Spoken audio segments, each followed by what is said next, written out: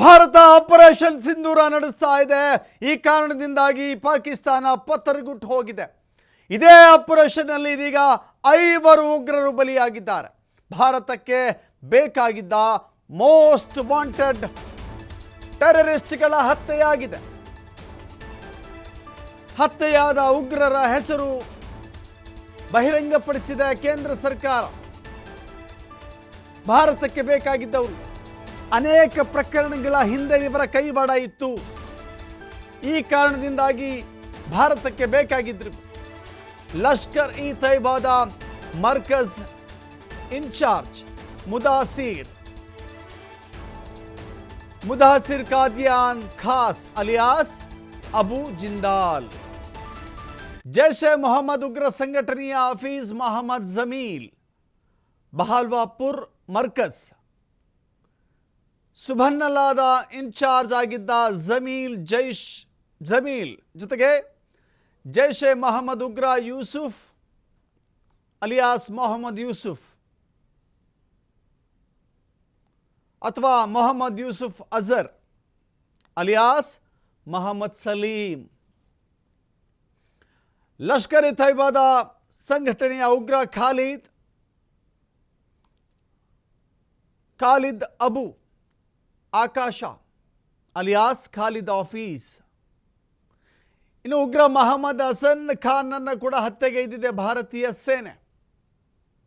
ಅದರ ಮೂಲಕ ತಮ್ಮ ಉಗ್ರ ಚಟುವಟಿಕೆಗಳ ಮೂಲಕ ಭಾರತದ ಮೇಲೆ ದಾಳಿ ನಡೆಸಲಿಕ್ಕೆ ಪಿತೂರಿ ಮಾಡೋದು, ಉಗ್ರ ಸಂಘಟನೆಗಳನ್ನು ಪ್ರಚೋದಿತಗೊಳಿಸಿ ದಾಳಿ ಮಾಡಲಿಕ್ಕೆ ಪ್ರೇರೇಪಿಸೋದು ಅಥವಾ ಖುದ್ದಾಗಿ ದಾಳಿ ಮಾಡೋದು, ಹೀಗೆ ಅನೇಕ ಪ್ರಕರಣಗಳಲ್ಲಿ ಭಾರತಕ್ಕೆ ಬೇಕಾಗಿದ್ದ most wanted terrorist, most wanted ಉಗ್ರರ ಹತ್ಯೆಯಾಗಿದೆ.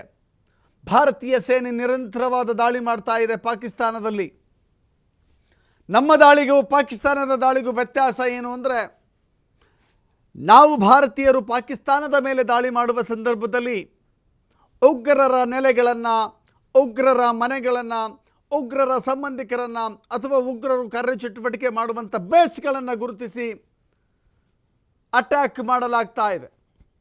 ಬಟ್ ಪಾಕಿಸ್ತಾನ ಜನವಸತಿ ಪ್ರದೇಶಗಳು, ಎಲ್ಲೆಲ್ಲಿ ಸಾಮಾನ್ಯ ಮುಗ್ಧ ನಾಗರಿಕರಿದ್ದಾರೋ ಅವರ ಮೇಲೆ ದಾಳಿ ಮಾಡುವಂಥ ಮುಂದೆ ಹೀನ ಹೇಡಿ ಕೃತ್ಯಕ್ಕೆ ಕೈ ಹಾಕ್ತಾ ಇದೆ. ನಮ್ಮ ದಾಳಿಗೆ ಸಾಕ್ಷಿ ಇದು. ನಾವು ಯಾರನ್ನು ಟಾರ್ಗೆಟ್ ಮಾಡ್ತಾ ಇದ್ದೀವಿ ಅನ್ನೋದು ಸ್ಪಷ್ಟವಾಗಿದೆ. ಇಲ್ಲಿ ನಾವು ತೋರಿಸ್ತಾ ಇದ್ದೀವಿ. ಮೊಹಮ್ಮದ್ ಹಸನ್ ಖಾನ್ ಇವನು ಕೂಡ ಭಾರತದ ವಿರುದ್ಧ ಟೆರರಿಸಮ್ ಆಕ್ಟಿವ್ ಆಗಿದ್ದ. ಜೈಷ್ ಎ ಮೊಹಮ್ಮದ್ ಮತ್ತು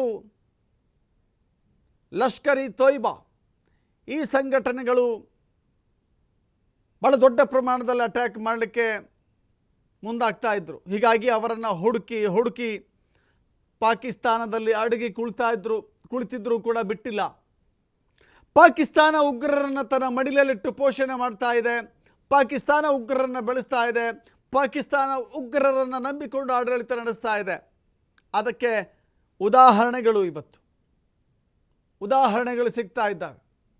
ಆದರೆ ಜಗತ್ತಿನ ಮುಂದೆ ನಾವು ಭಯೋತ್ಪಾದನೆಯನ್ನು ಬೆಂಬಲಿಸೋದಿಲ್ಲ, ಭಯೋತ್ಪಾದನೆಯ ವಿರುದ್ಧ ಇದ್ದೀವಿ ಅಂತ ಹೇಳಿಕೆ ಕೊಡ್ತಾ ಇರುತ್ತೆ.